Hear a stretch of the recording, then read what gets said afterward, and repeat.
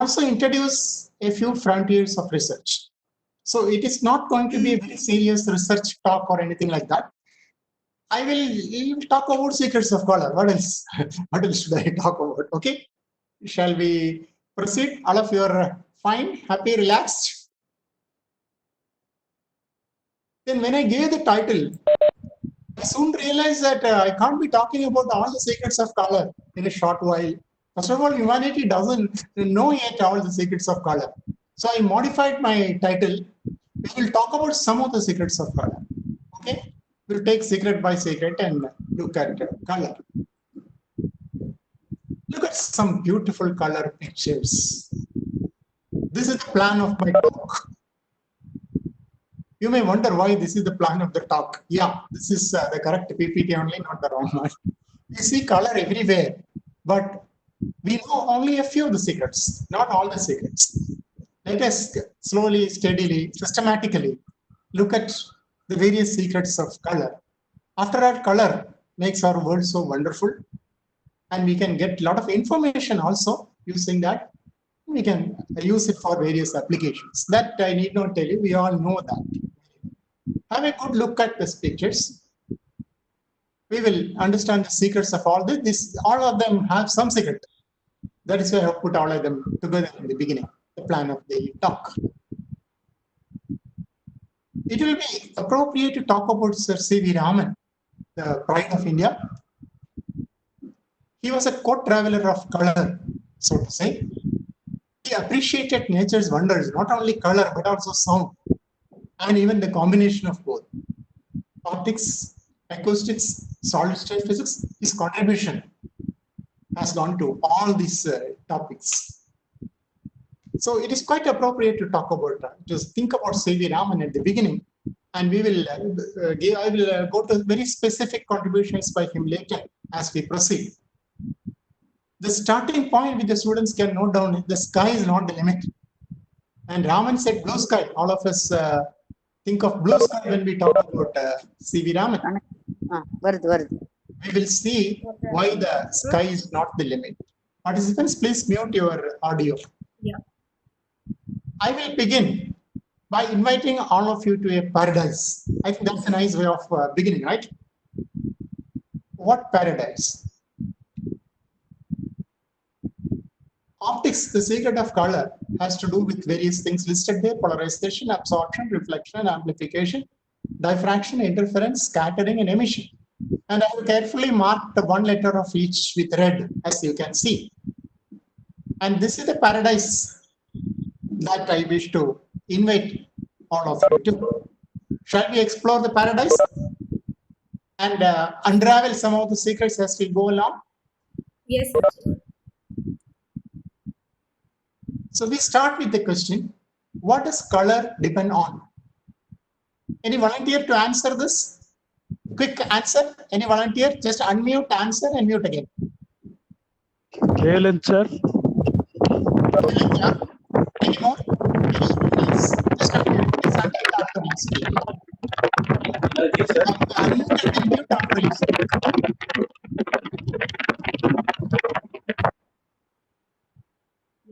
Yeah. Okay, we will proceed. I will keep asking questions. Maybe I will call some names also on the way. Okay. Is color physical or chemical or biological or psychological? That's the first question for us. Is color related to chemistry, physics, or biology, or psychology, or commercial sari shops, or whatever it is? By the way, the dress color is chemical, primarily chemical. Okay, if you go to the molecular analysis, there is not much difference between physics and chemistry. Feynman said all chemistry is, what did he say? All chemistry is atomic physics, molecular physics, or something like that. Anyway, so the point is that you have a particular color, dress of a particular color, because of some pigment, some chemicals attached to it. So primarily our dress color and most of the color we see around us are related to chemistry. And biology, you can say if it's a biological specimen, biological. But the point which you will understand today is that, of course, you know it already. To some extent, I will remind that there is a lot of physics behind color. Color is not only chemical or biological, there is a lot of physics behind color. The shining example, literally shining example is on the screen. Is the rainbow related to the chemistry of water, H2O molecule? No. And what color do you get from a colorless liquid called water? You get all colors from that. So I stuck with the premise that a lot of physics is there behind the colors.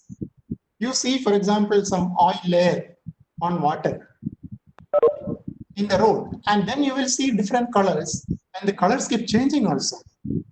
That is not primarily related to the property, the chemical property of the oil per se, but it is related to the thickness of the film and the phenomenon of interference. So there is a lot of physics behind color. The whole story is about light-matter interaction, the interaction between light and matter. We see color and we use color, and all that is because of light-matter interaction. I am able to see you because of light-matter interaction. If you did not interact with light, I will not be able to see you, and vice versa. What is important in the science of color? The concepts, the basic electromagnetics and quantum mechanics are very important. The concepts are very important. Okay, then you need materials, colored materials, so a lot of materials. And the lesson which we often do not stress is that color also depends upon structure. Color depends upon structure and the concept behind it, and the examples of materials which show color depending upon structures. Some these things we will see in today's lecture. And when you are convinced that structure is very important for color, I will go to the next chapter which says lack of structure also is very important. And that will be towards the end of the lecture. In summary, light-matter interaction is very interesting. Light matters, and matter cannot be taken lightly. There are only 4 modes of light-matter interaction, very simple. First, ordinary light interacts with ordinary matter. We are able to see each other because ordinary light interacts with ordinary matter. Okay, you will say that you are extraordinary matter, but we are able to see it from the optics point of view because of interaction between ordinary matter and ordinary light. Then you can have extraordinary light interacting with ordinary matter. Laser light, high intense light, ultra short pulses and all that. And then we have some other kind of interaction. Extraordinary light interacting with ordinary matter. And light, extraordinary or ordinary, can interact with extraordinary matter. What is extraordinary matter? We will see some examples as we go by. So what is the 4th step? Ordinary light interacts with ordinary matter. Extraordinary light interacts with ordinary matter.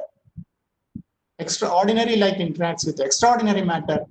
And finally, extraordinary light interacts with extraordinary matter. That is research. That is what is going on in the research labs. We will see some glimpses of that as we proceed. As somebody has told earlier, one of the members of the audience has mentioned, color depends upon wavelength. Let us see the importance of wavelength. That wavelength depends on color, dependence of color. When I say optics or light, actually I include the entire electromagnetic spectrum, because the electromagnetic waves all obey the Maxwell's equations, which you have heard from Professor Deshmukh in the previous lecture. So anyway, so wavelength is very important. Let us see the importance of why is an apple red? You know the answer. As I said, I will start from school level. I'm starting from there. Apple's secrets are finally revealed. It is because red is reflected and scattered. Scattering is also some kind of reflection, you can say, or reflection is some kind of scattering. It's just light bouncing off. You cannot see your face on the wall. It would have been very nice. Now, anyway, you cannot see your face with a mask. But that is because the scattering is arbitrary and not regular. If it is regular, we call it a reflection. And all the other colors are absorbed by this. Actually, there is a very shining, nice, transparent layer to the apple. And inside the beta carotene, which gives you the red color. So that's about the scattering and wavelength dependence. if the apple, the material in the apple, were to absorb some other color, some other wavelength, then you could have seen it in a different color. So there is a lot happening between the cup and the lip, so to say. Let's say we are on a planet and the sun is the main source of light. There are a lot of things between the sun and us. There are a lot of layers of the atmosphere. You heard of the ozone hole and all that. So there are a lot of layers in the atmosphere which scatter different wavelengths. The particles in the atmosphere scatter different wavelengths. And finally, what you get is the visual. And our eyes are tuned to that. So our eyes are actually very complicated optical instruments. If you see that, if you feel that somebody's eyes are beautiful, instead of telling your eyes are beautiful, you should say your optical instrument detector works very efficiently. That is the correct way of appreciating. Because look doesn't matter. What matters is that it designed. The point is that our eyes are designed to do justice to the wavelength which is available to us on this planet. And what are we doing? We are polluting the atmosphere, putting more and more molecular species in the atmosphere, and slowly it is shifting to the infrared. And what will we do? Animals in the planet evolve. So if we keep distorting the structure of the atmosphere by putting pollutants, very soon it will shift to the infrared region, and then we will adapt. Our grandchildren will have antennas because they have to receive the infrared. Their eyes will not look like our eyes. So we have to be careful about that aspect also. The point is, depending upon the wavelength, there is a lot of phenomena happening, and we will go deeper into that as we proceed.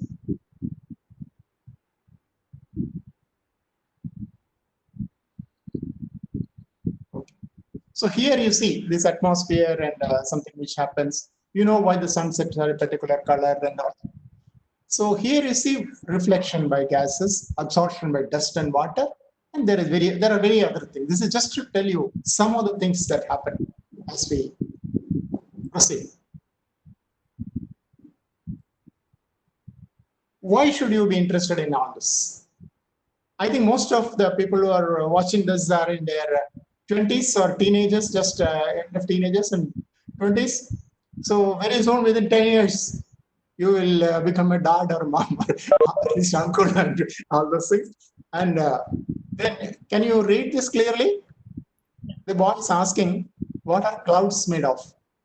The father says, I used to know that. I think they are mostly water. How come they float?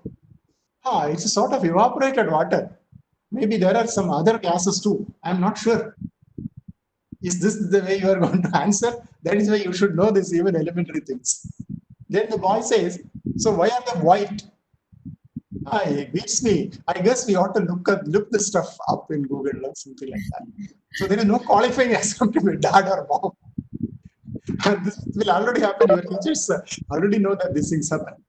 So that's why you should pay attention to this lecture. You will learn a lot about these things. So far we were discussing how do we see what we see. We see an elephant, we have explained why the things are colored and all. Let us see, how do we see what we don't see? Can we see what we don't see? Let us look at the elephant in a new light, figuratively, literally. Let us look at the elephant in a new light. We get different kinds of information when we look through different wavelengths at the regions of the electromagnetic spectrum. That's the elephant. A very nice, beautiful elephant for you. And that elephant is seen through an infrared camera. We are looking with the infrared, and then that's what you see. Of course, you cannot see infrared, so this is so-called false color, meaning it is proportional to the temperature. It is redder as the temperature is larger and larger, and it is bluer when it is colder and colder. So it is a color-coded temperature map, but we can measure. So we are not actually seeing it, but we are getting the information. This picture was very important for the biologist because the biologist understood the reason, the need for the long, huge,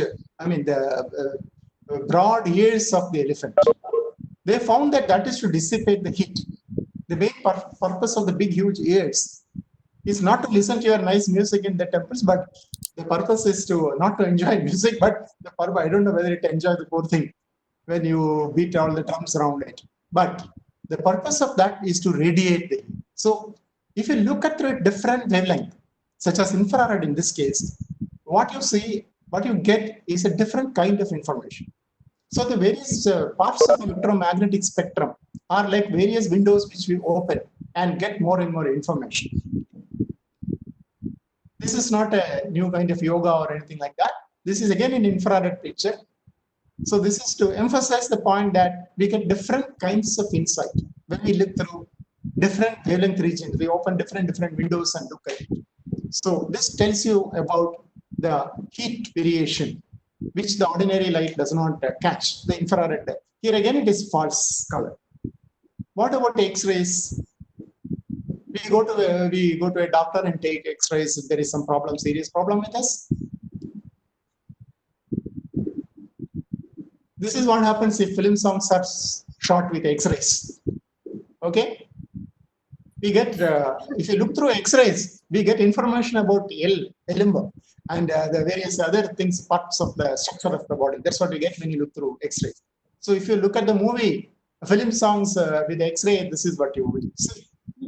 And I hope that most of the audience can read Tamil and understand what is written there. I won't attempt to read it because that's not my mother tongue, and I may be doing injustice to Tamil if I try to read it and explain. So I leave that part to you to look at that. Okay. So what you get, the kind of information you get from different spectroscopy, different branches of spectroscopy, infrared or X-ray are different. That's what I am basically trying to convey here. So that is a color there. So if you feel, I tell my students that I am as handsome as Kamal Hassan, and I tell the audience, but nobody has agreed so far. But it is not their fault. It's a question of their what wavelength they are looking at. If they look at the visible color, maybe it looks like that. But if you were to look through X-rays or infrared, I don't think there will be much difference. Okay. Okay. We go to the next point. Color depends upon wavelength is what we have seen. Now I say color depends upon dance. Whose dance? The dance of molecules and molecular clusters. All the atoms and molecules which you think are happily sitting there, they're all dancing all the time. Okay, they're all moving around, they are doing a lot of things. They are vibrating, they are rotating, they are doing combinations of vibration and rotation, and scientists are breaking their head over that to understand some of this and the consequences. Let us proceed and see how color depends upon that. The molecular color, of course, goes much into the infrared and all that, but the visible color mostly is because of the atomic electronic transition that we see. Of course, they get coupled. We come back to Raman. Why is the sky blue? There were two questions in an exam, let's say, an imaginary exam. First question, why is the sky blue? Second question, why is the sea blue? So you get 50 marks because the first mark, okay, I don't know why the sky blue, but I know why the sea is blue because it reflects the sky. Okay, it looks like that. In fact, when C.V. Raman was traveling on a ship, it is the first time he started thinking about this. He was looking at the sky and he was looking at the sea, but you get very bored. It's like a lockdown when you travel on a ship. You don't have much to do. You are literally confined. So he has to either look up or look down. And then he saw the sky and the sea. And then he was trying to explain what is the reason for the color. And he found a new phenomenon. Scattering, basically scattering. Now, please look at this book-like thing which you have seen. It's not really, it's a book. Somebody has published it as a book also, but it's available in the net. It is a radio lecture. Those days, there was no webinar. So, C.V. Raman gave a radio lecture to school students on his noble work, Why the Sky is Blue.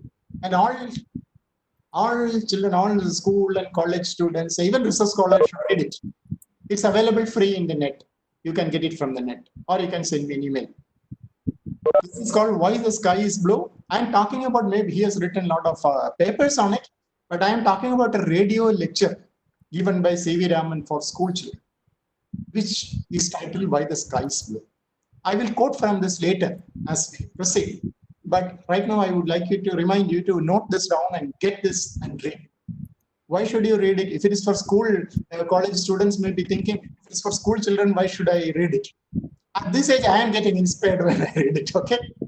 At this age, I am getting inspired when I read it. So should I tell more about it? Okay, let's come back to color. Atoms and molecules. What are the dance? I'm now explaining the dance. This atomic and molecular dance is generally explained by what is called the Jablonski diagram, which is an energy level diagram basically. It look a little bit complicated for maybe +2 students, but it's all energy levels, different kinds of energy levels.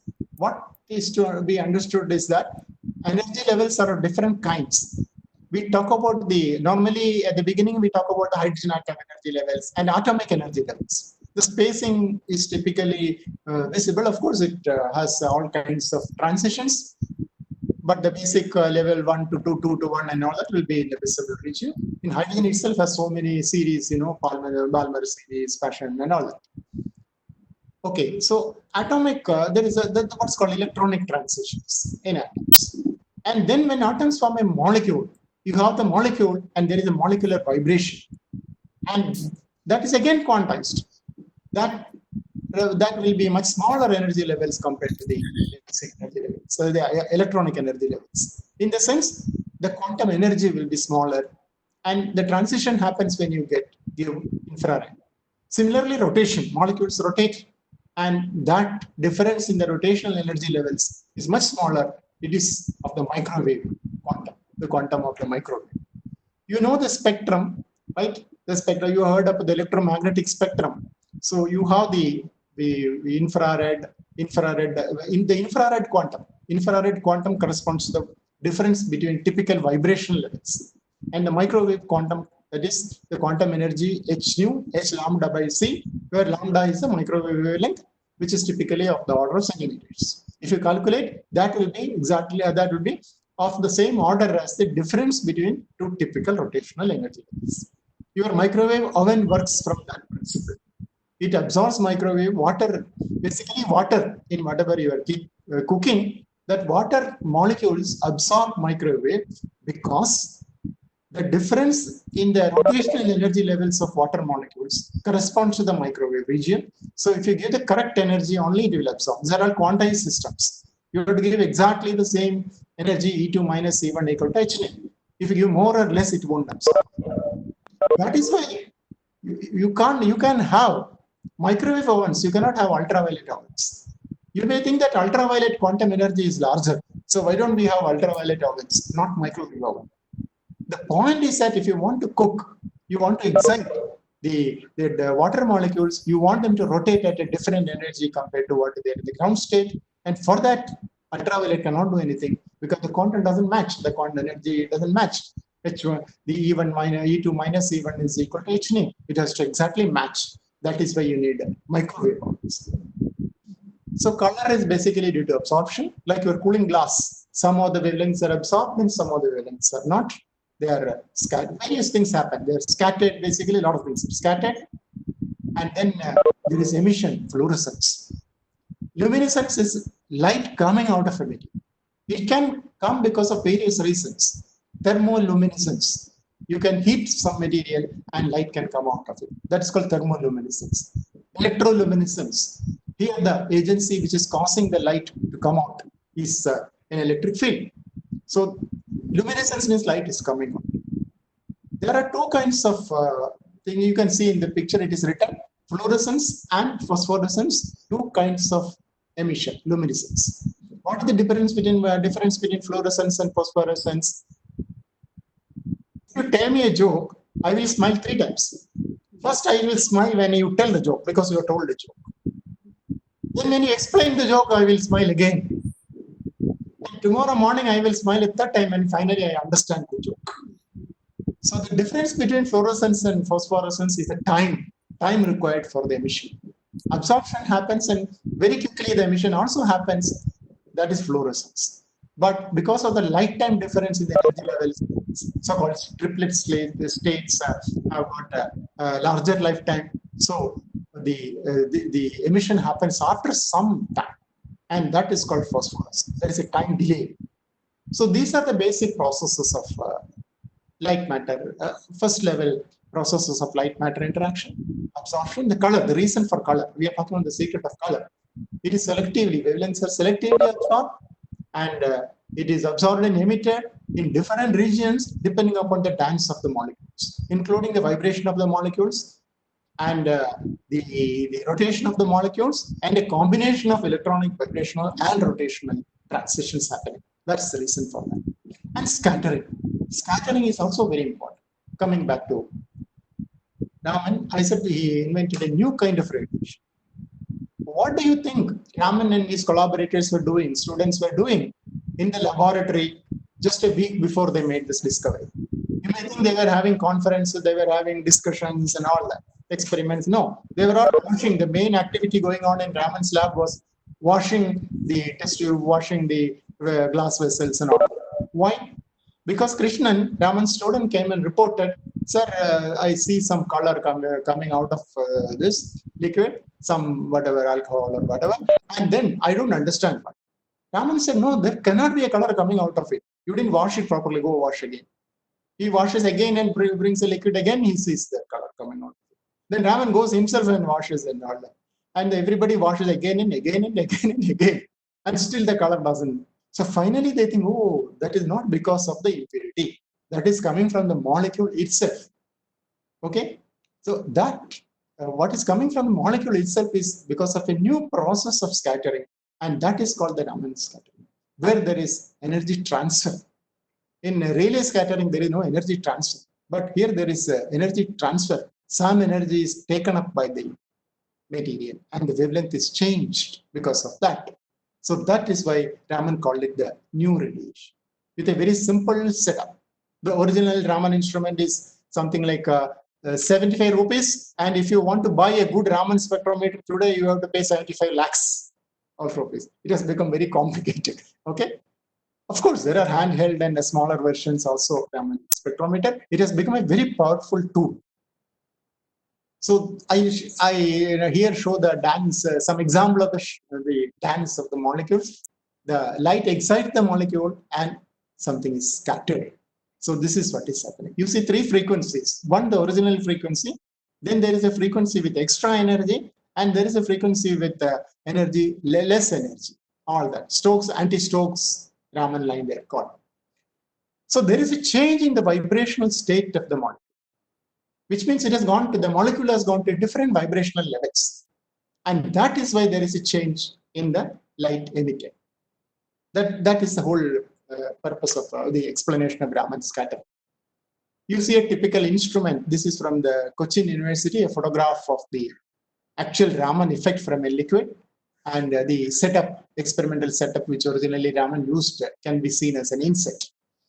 What you have to remember here is that there is the color with which you excite, and what comes out is, of course, the same color also comes out, but you have a wavelength color corresponding to a larger wavelength and a shorter wavelength, or a lower energy and a higher energy also coming. Lower energy means the material has taken up some energy, otherwise the material, that is the vibration, has given some energy to your photon and it has changed its color. This is the secret of Raman effect. But what has happened to Raman effect? You see a horse. It is not just for fun I have put this slide. A horse, you see horses here, right? So Raman's work is a true noble work. What is a true noble work? It is not just something I found and I got a Nobel Prize. It's not like that. That work, the importance of that work is improving, growing as we proceed, as centuries pass. It's okay, so many centuries have not passed, but at least as decades pass, the importance becomes more and more. Today is an analytical tool. It is an analytical tool with which commercial industries, medicine, science, everybody uses it. And even people are trying to understand the COVID virus by using the Raman spectroscopy. So it is even today relevant. It is increasing, growing. So Raman, and why horses? Cars, horses, They're not for you to travel. They are coherent anti-Stokes Raman spectroscopy, higher order Raman spectroscopy, and all that. It's all photoacoustic Raman spectroscopy, surface enhanced Raman spectroscopy, and all. So it has really, Raman has really contributed a lot. It is not just one small, simple experiment, but a lot of very interesting and very useful things which are changing the world. The Raman doesn't stop with a simple setup or instrument or anything like that. Okay, now we go to a next level of description. So far, so good. Let's look at why color depends upon size. Can color depend upon size? Suppose I am very rich and I have a 3-4 meter a long gold chain, and I happily go around projecting that. The color is golden color. But suppose I am very poor and I have only a small ring. Even the color is still, whether it is 1 meter or 1 centimeter of gold, the color is still golden color, that particular color. Okay, my question is now, what is the color of one molecule of gold? Any volunteer, please? Unmute, speak and mute. What is the color of one molecule of gold? Or if you take 2 molecules? Colorless. Colorless? Is it red? Why? No, it's blue in color. Blue? Color. Red color. Okay, please unmute. You cannot It will be talk about the monochromatic. color of one molecule for different It reasons. can be monochromatic. Let me give you the correct one. Color is a concept which is statistical. If you have one H2O molecule, you cannot talk about say that it is ice or water or steam. Okay, so these are all statistical concepts. You need an Avogadro number of them to talk about color. That is one explanation. Another explanation is that the wavelength of light, what is the wavelength of light is for something like 500 nanometer, and molecules are of nanometer size, okay, or even smaller than that. So we can't talk about the color of. Okay, now let's see why color, how color depends on size. This is a very nice painting which you see. Similar paintings you will see in churches in Europe and all that. In Indian churches also you may see this, but that may be painted. I'm talking about the ancient art of doing this, where on glass, without using any paint, they have done this. The secret of that color is quantum dot, a quantum dot. A quantum dot is a nano island, nanometer size island of a semiconductor in an insulator. It need not be spherical, but here I have shown an example of a spherical quantum dot. So what happens is, if you put some semiconductor into glass, basic glass making material, glass is some silicate mixture, sodium and potassium, so into which you put some semiconductor material, and there were families, ancient families, it was a family secret how to make colored glass. They don't use any paint. They just put in some material into the basic glass material and take it through a cooking procedure. Cooking procedure means you heat it for so many hours and things like that, and keep at that temperature for some time. Some cooking procedure which is kept as a secret. And at the end of it, you get different colored glasses. Of course, they did not know, centuries back, they did not know why it is happening. Now we know why it is happening. That's why it is a secret of color which is revealed. It is happening because you have different quantum dots, and the color of the quantum dot material depends on size. We will see that quantitatively as we proceed. For example, if you attend a seminar, research seminar of some students, the student will be giving a seminar. I prepared quantum dots. Okay, how did you prepare? I kept this material for 500 degrees for 4 days. Why did you keep for 500 degrees? Because the guide asked me to keep for 500 degrees. Otherwise, what would happen if you kept it for 200 or 600? The guy will become very angry. Okay. Okay, why did you keep for 1 week? What happens if you didn't keep for 1 week and all? No, all my seniors also kept for 1 week and they all got nice papers. So, some of the secrets are still not revealed. Okay, let's proceed with the details. So again, some more, the famous church of Notre Dame. Actually, I don't have to show another church painting, but why I'm showing that is because the Notre Dame is something, unfortunately, which it will take several years for you to see. There was a fire accident. This is in Paris, and there was a fire accident and the whole thing was burnt down. And now people cannot go and see that. So they are trying to reconstruct. I mean, a major part of this was burned down, but it's a tourist attraction. Just look at the people size and the building size. Then you know how huge it is. There is a famous novel also called The Hunchback of Notre Dame. Okay, what is not the building which you are interested? If you look at it carefully, the building, you will see some. Can you see the mouse pointer? Yes, sir. Yeah, you can see some windows, and the windows are shown on the left side bigger. And this color there, you see the beautiful, wonderful color. This was made centuries back, and that color is because of this kind of semiconductor quantum glass and doped glass. It's called semiconductor doped glass. That's the secret of that color. And here the point is, by doing the cooking treatment of 500 degrees for 1 week or whatever, what you are doing basically is changing the size of the material, semiconductor island. More about it. Again, I think when you talk about color, you can't get rid of C.V. Raman. He keeps appearing. He has such a wonderful. The diamonds, various kinds of precious stones, they also have color. And why? What is the secret of the color? You know, aluminum oxide is the basic material. You put ruby, some elements, you dope with some element, and it changes color. Aluminum oxide basically colorless. So that again is called nano intrusions. It again has to do with the size depends of color. By the way, maybe you have heard the story when C.V. Raman discovered Nobel. He got the Nobel Prize for his discovery. Many people invited him to describe the Raman effect. So he went abroad to US and he gave a fantastic lecture on the Raman effect. And then there was a party and they were serving alcohol in it. And Raman refused to drink alcohol. You know, all over the world, people drink alcohol. But when Indians drink alcohol, they start beating their wives. All sort of things. I don't know why. In other countries, there is no problem. But in India, the family goes down the drain and all that. Okay. So Raman said, I won't drink alcohol. Then other people asked, why? He said, I came here to demonstrate the Raman effect on alcohol and not the alcohol effect on Raman. That's how I come here for. Okay, so the Raman effect is important, and this is not Raman effect. This is because here we are talking about the diamond and various other precious stones where nano intrusions play a major role in that. And what about this color? Metal, color of metals. Color of metals, we have gold. Gold has a gold color, and copper has a copper color, and all that. That is again due to a size-dependent phenomena. This is called plasmon. Plasmon is a quasi-particle, an oscillation of electrons, especially surface plasmon at the surface of the metal. Anyway, that you can look up later. We are not going to talk about that much. The point is that they're all size-dependent color. Now, color depends upon the structure.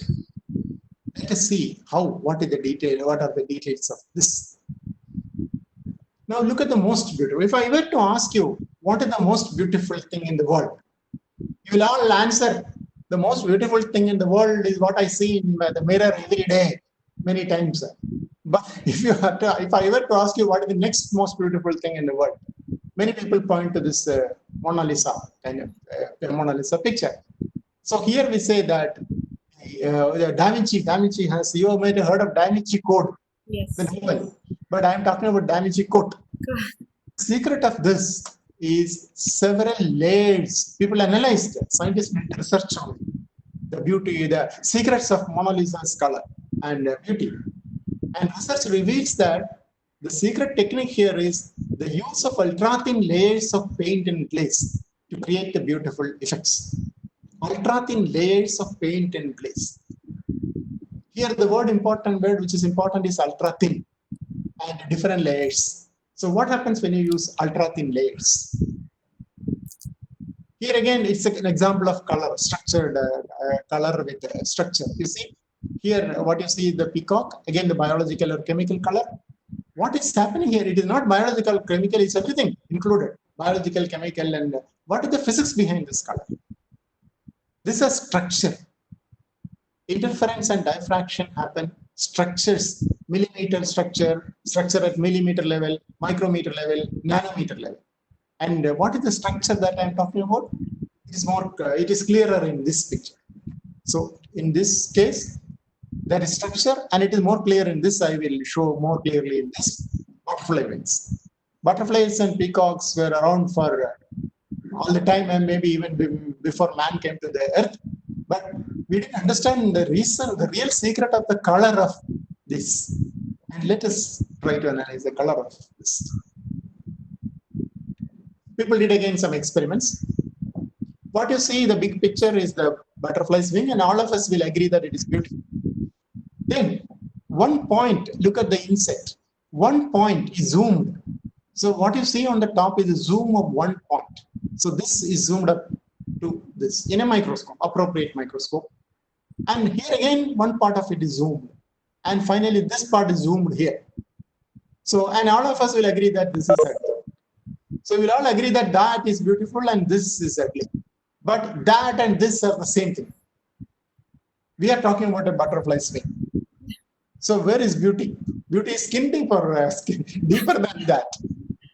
See, did you get the point? The butterfly's wing is beautiful. But if you were to look through a microscope at different magnifications, you see different kinds of structures. And the color is because of interference and diffraction happening at different structures. At the centimeter level, millimeter level, micron level, and nanometer level. So what was looking beautiful? When you look through a microscope, it doesn't look beautiful anymore. So we will change the proverb. Beauty is not in the eye of the beholder, but where is beauty? Beauty is in the eyepiece of the microscope of the beholder. Now onwards, beauty is in the eyepiece of the microscope of the beholder. So structure gives you color. Color depends on structure. What is the difference between this and the previous case? You can say that is also structure, but there what was important was size. If you have a material of nano size, it is like a particle in a box. And you know that the energy levels in a particle in a box and the difference between energy levels depend upon the length of the box. That was the secret of the size, the color depending upon size. But here we have color depending upon structure. That's the difference between this and the previous one. Now, color depends not only on structure. As I said, I will tell you, color depends also on lack of structure. This part I'm not going to go into great detail. I will just mention this and I will give you reference. Why are we interested in this?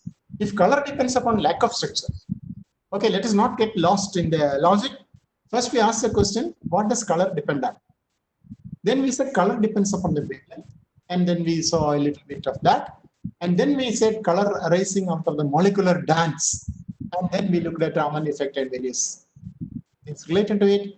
Then we asked a question, color depends upon, does color depend upon size? And then we saw that if you make a nanometer size semiconductor crystallite and embedded it in a glass or something, some dielectric, then there is a situation of a particle in a box. The electron is in like a particle in a box. The box is provided by the band gap between the semiconductor and the other insulator.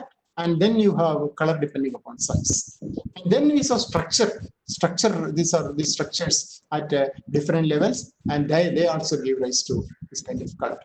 So now, finally, next time I'm telling, color depends upon the lack of structure. Why are we interested in it? Because we are random media. Our body, you look at this picture there. How does light travel through human tissues? You see three scenarios here. A random medium means light scatterers are kept at random positions, unlike a crystal where it is regular position. So we have random position, and light can travel in general like a random walk, a drunkard's walk. Light will come out, go in through some place and come out through somewhere. That is what is happening in this picture. But there are other interesting scenarios also. You can also get multiple scenarios are called weak localization and strong localization and all that you can get. And you can also make a laser out of it. This is called a random laser. And as I said, I'm not going into the details of it, but there is a very wonderful, simple scientific review. Generally, review papers are very complicated and college students cannot understand much out of it. But this is a very simple review. Please note down this paper and read that. That gives you an update on what the lack of structure does to color and what are the implications, random media and all that. one of the implications, as I said, again coming back to Raman, we can have a Raman laser, a random Raman laser. This is called a random Raman laser. And if you want to know more about random Raman laser, please refer to this paper. The purpose is just to tell you that not only structure, but lack of structure is also important. And light scattering in a random medium can lead to very interesting results. And one of them is production of what is called a random Raman laser. Finally, color depends upon intensity. Color depends upon intensity. That looks surprising, just as color depending upon size and the structure looks surprising. Yes, color depends upon intensity. Let us see the details. You heard of second harmonic generation, perhaps. This is the basic setup, the first setup used for second harmonic generation. It is not very complicated. Basically, the quartz crystal, somewhere at the middle, you have a quartz crystal. And light, this is a laser. Light goes to the quartz crystal. The crystal is the heart of it. And then this is only a prism. Next to the crystal is only a prism to separate the color. So the input color is something and the output color is something. The numbers are given there, 694.3 nanometer and 347.2 nanometer. These are the two wavelengths which you get out of the crystal. The laser is a ruby laser, so it is basically the fundamental wavelength, 6943 angstrom units. But when it goes through the crystal generates another wavelength, which is exactly half. This is called second harmonic generation. This prism is not required, otherwise also to both come out. But the prism is to show you separately that both these wavelengths are different. An actual experiment on this looks like this. You have the laser photograph of an actual experiment. The crystal is kept here, and this big box, the two big boxes are filters to filter out unnecessary. Participants, please mute the audio. Please mute your audio. So this is a very interesting experiment. Here you see the color changes. Why the sky is blue color? Yeah, வானம் வந்து நீல கலர்ல இருக்கு. Sir, அந்த light scattering இதான் Some cases also give me an example. Light இது பண்ணுங்க. participants, kindly mute your video and audio. Maybe the moderator can see which one is, and you can. Yes, sir. I'm looking at it.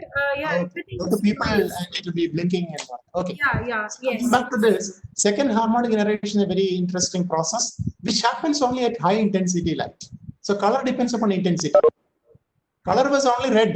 It is a ruby laser. So the color was only 694. Which is grade 1, grade 2, grade when you have intensity, high intensity, then the other color, so the violet color also is generated. So color depends upon intensity. This is called a nonlinear optical process. In fact, the world is nonlinear. Everything in the world is nonlinear. You want examples, immediately people ask, okay, give me examples of nonlinear objects. You are nonlinear. We are all nonlinear. Why are we nonlinear? Because our height is not proportional to our age. Suppose our height was proportional to our age. Your height at when you are aged 1 year old, and when you are 10-year-old, you will be 10 times. It is even longer than Usalam Pattipan and all that. So this is the problem. This is the. It's not linear. It is. I'm sorry, sir. Yeah. It is Kavita Gnanasekharan should mute. Kavita Gnanasekharan should mute. Things are coming from there. Yes, I have muted her. Yeah. Okay. There is some I have muted all the participants. But still. Okay. The point is, can you hear me clearly? Yes. Our height does not increase linearly with our age. Okay, then we will be 10 times longer compared to what we were at age 1, at age 10. Or what will happen when you are old, 100-year-old? Luckily, fortunately, people don't live. Usually live to that long age. But anyway, it's non-linear. So the price of one banana, I don't know what is the present price, maybe 5 rupees. And then, price of 12 bananas. If you give, the shopkeeper will give some discount and it is not that. It's not linear. Everything is not linear. That's what I'm saying. For example, look at physical phenomena. We are talking about response arising out of a stimulus, electric, magnetic, whatever. So if the stimulus becomes extreme, then the response becomes nonlinear. This is called nonlinear physics. Not only nonlinear optics, but nonlinear physics. In mechanics, for example, you have strain versus stress. Okay, you have more and more strain if you have more and more stress. This is called Hooke's law regime. Okay, I have plotted something here, but let's say this is the strain versus stress. It looks like that. So strain versus stress, if you have more and more stress, you have more and more strain. But then after high level of stress, if you give more and more stress, then there is a deviation from the strain. So in the case of optics, the picture looks like this. Here, it is the electric field, optical field, electric vector of the electromagnetic waves, and that is on the x-axis, and the optical polarization. Polarization is pulling apart the poles, plus and minus, in the matter. So this is a light-matter interaction. The stimulus here is the optical electric field, and here matter consists of dipoles, plus and minus charges, so they get separated. And then, but there is a Hooke's law kind of region where it is linear. Beyond that, it is nonlinear. So there is an equation written here. Polarization. This is students at college level will be familiar with this. The susceptibility E is electric field, susceptibility and permittivity of free space, and P the polarization vector. This is the relation. This is the linear relation. What you are seeing now is a linear relation. But when there is an extreme intense light, then you have other things added to it. That is the field of nonlinear optics. And the quantum dots, materials like quantum dots are excellent materials for nonlinear optics. Many interesting phenomena also occur in nonlinear optics. You can generate different wavelengths from starting from some fundamental wavelength and all. So this is the regime of nonlinear optics, where this phenomena like this, 2 omega color changes. 2 omega comes out of omega. Omega may be red, but 2 omega may be violet. As you have seen, 694 and half of it. Or 2 different wavelengths, green and yellow mixed together to give you ultraviolet and infrared. Omega 1 and omega 2 mixed together to give you omega 1 plus omega 2, omega 1 minus omega 2. And these things happen only at high intensity, not with ordinary light. So this is an example of extraordinary light interacting with ordinary matter and producing different colors. But one of the most interesting applications is related to spectroscopy itself. Normally, you cannot have a transition between E2 and E1 if you don't have a photon of HF. F is a frequency, h nu normally we call it, h nu is equal to E2 minus C. Suppose it is only half, then you cannot have this transition in ordinary optics. But if you have a very high intense source of light, then your frequency is still HF is a half of E2 minus E1, but still you can have it. So what you can do when scientists find a difficulty, they sing devotional songs and then you can have 2 photons together making this absorption.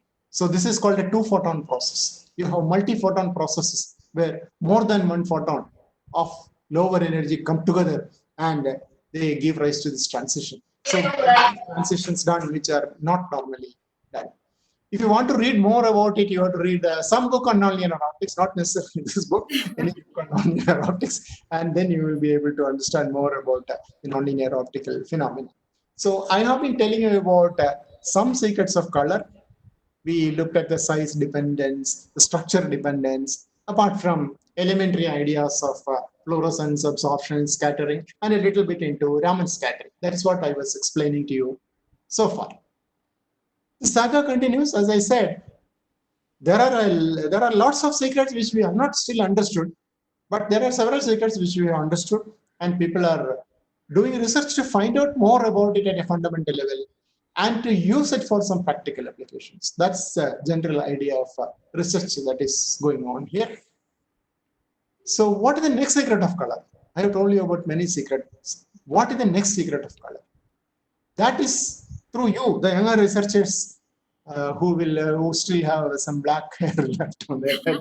You want to find out the next step. So far, we have taken it up to this, and it is the audience. It is up to most of the audience who are the younger people. It's your research which will give new ideas and new frontiers and reveal the next secrets of color.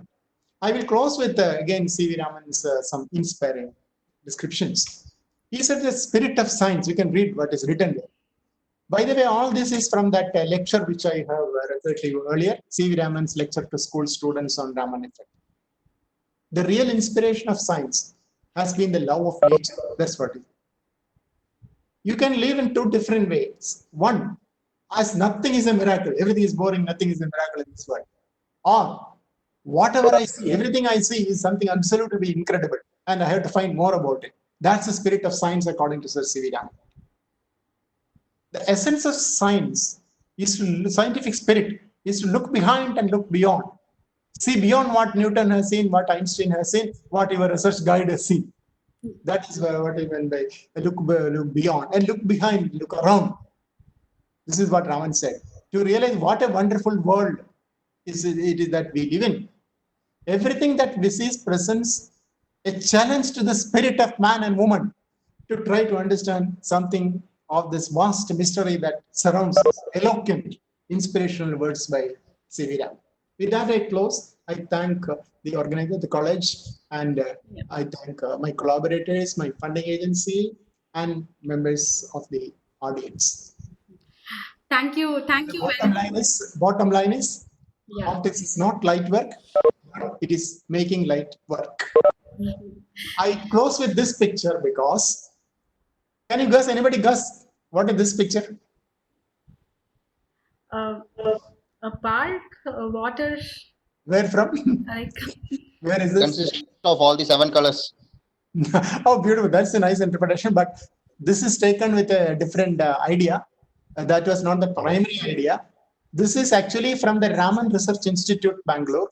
And this tree is planted there where Raman as remnants were there. And this in memory of Sir C.V. Raman. That is why I showed this picture. Thank you. Yeah, thank you very much, sir. Thank you. It was indeed a very wonderful lecture. And as you said in the beginning, you gave us some secret of colors. I think the way you explained us, it surely inspired us to look for the rest of the secrets, of course.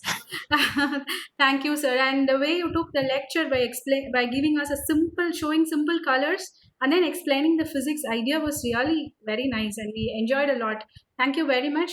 And I'm going on to the question and answer session. So we could look at the chat box for some questions. Yeah. Yes. Okay. So there is a question. We see bloodsucker or agamoid lizards in the garden. It seems to change color with the atmosphere. What is the mechanism behind this one, sir? It is basically, there are a few mechanisms there. It's not a very simple thing. First, it senses. It senses the temperature or senses the color available around it and all that. And then accordingly, some chemical changes happen inside, chemical and physical. Its structure at microstructure level changes, and some chemicals would also be there. These are all not still fully understood. See, what nature uses all this combination, biological color, chemical color, everything. And it's in other words, it's not a simple process. It involves sensing of the surroundings, color and other parameters, temperature perhaps, and then changing its physical structure, also the chemical structure locally. Yes, sir. Okay. There is one more question. What is the physics behind color of humans? I think color of humans, that's very interesting because color is a very important thing. Generally people have what they call fascination for the fair color and all that. But actually color depends on where you stay, basically. Okay, now people stay everywhere. People go and settle everywhere. But basically, when human beings develop at different pockets of the planet. So, for example, in a place like Africa and all that, there are quite a lot of sunlight is there. So that much sunlight is not useful for us. We need sunlight. We need vitamin D. There is no way to get the proper vitamin D. And if you don't get vitamin D in sufficient quantities, you will have very serious problems. So, but on the other hand, too much of ultraviolet rays are also not good. So people where strong sunlight is there, naturally how to have some filter on their body. So evolution developed that technique, and their skin was darker in color so that the harmful rays don't get in. But on the other hand, you take Russia or Alaska or somewhere which is close to the poles, and there poor people don't get even sunlight. 6 months, almost 6 months daytime and 6 months nighttime and all that. So very unusual distribution of sunlight. You need it regularly. You need sunlight every day regularly. So where do you get it? So what nature has done? It may be due to the role of melanin pigments, the biological pigments behind. Yeah, I am going to another level. color. Why the pigment? Why the pigment is changed, different in different people? It is because of the requirement. There you need a lot of, the skin has to be transparent, almost transparent, and then all the light has to get in. All the whatever available vitamin D you have to generate by getting the sunlight. So nature has the coloring pigment. It's basically chemical, not physical or anything, and or biological or chemical. It is because of pigment, and the pigment is regulated by the body, by nature, by it learned through evolution how much pigment African needs. And but the problem comes, nature doesn't know what to do when an African goes and settles down in the North Pole, or an American comes to Chennai and settles down. Nature doesn't know what to do. So we have to make adjustments for that. Thank you, It sir. means that the American Russians staying in Chennai may have to use some lotions and all that. Yeah. Yeah, actually, I must tell you this. One of the students whom I gave recommendation went to Netherlands. She was from Kerala, very good student. She went to Netherlands, and she used to send some photos and all that. She will be mostly full covered with a nice the winter dress and all that. And very soon, after a year or so, she became very ill, and nobody could detect her illness. She was very ill. She could barely stand up. She became very weak, and she was sent home because on leave, medical leave. And she came here to India, and people didn't know what to do. And some intelligent doctor said, just take some vitamin D. The problem was vitamin D.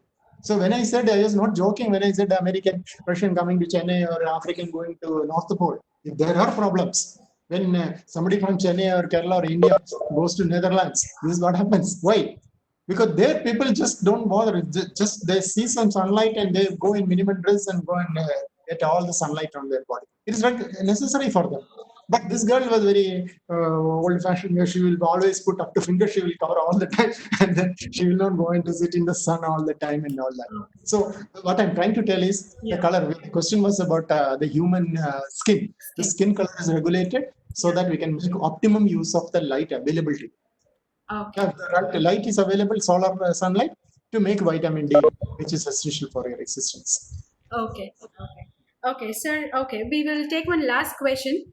When you bring an element of celestial body to the earth and you expose it to the light that is coming from the earth, will the color be different? Celestial body, something like a moon rock. Yeah, yes. If you bring a piece of moon rock to earth, Will the color look different from what it looks there and here? I don't know. It depends on what it is and what it scatters and all that. If it's basically, people have not reported those things. Yeah. Because the appearance on moon and here, yeah, if you go there, for example, sky, the color of sky is dark there. There is no atmosphere there. So from the moon, the whole sky looks dark. Okay. But a piece of rock, how it looks there, and I don't know. I have not looked at it. Okay, sir. Yeah. So, I think we will end our session here. So we thank you again, sir, for this wonderful lecture. Yeah. So this is an instruction.